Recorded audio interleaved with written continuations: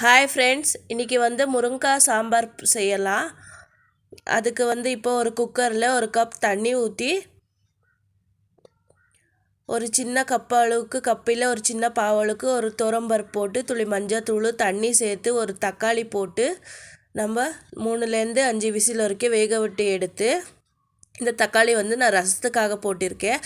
அதை பருப்பை மசிச்சுட்டு அதில் தண்ணி ஊற்றி வெங்காய தக்காளி சேர்த்து கட் பண்ணி வச்ச முருங்கைக்காய் சேர்த்து சாம்பார் தூள் மஞ்சத்தூள் உப்பு சேர்த்து எல்லாத்தையும் மிக்ஸ் பண்ணி விட்டு நல்லா மிக்ஸ் பண்ணி விடுங்க. மிக்ஸ் பண்ணி விட்டு இப்போ மூடி போட்டு நான் ஒரு சவுண்டு விசில் வேக வச்சு இறக்கியிருக்கேன். இது அப்படியே கூட வேக வைக்கலாம், வெந்துடும். பாருங்கள், நல்லா வெந்துடுச்சு. இப்போ சாம்பார் ரெடி ஆகிடுச்சு. இதுக்கு இப்போ நம்ம ஒரு தாளிப்பு கொடுத்துடலாம். ஒரு கடாயில் எண்ணெய் ஊற்றி கடுகு போட்டு அது பொரிஞ்சு வந்ததும் அதை எடுத்து சாம்பாரில் ஊற்றி மிக்ஸ் பண்ணி கொஞ்சோண்டு கட் பண்ணி வச்ச கொத்தமல்லி சேர்த்து மிக்ஸ் பண்ணி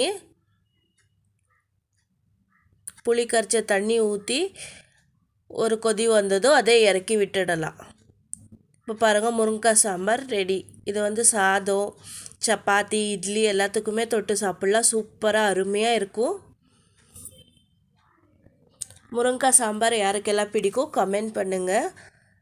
இதை இப்போ கொதி வந்துடுச்சு. இதை ஒரு பாத்திரத்துக்கு நம்ம எடுத்து சர்வ் பண்ணிக்கலாம்.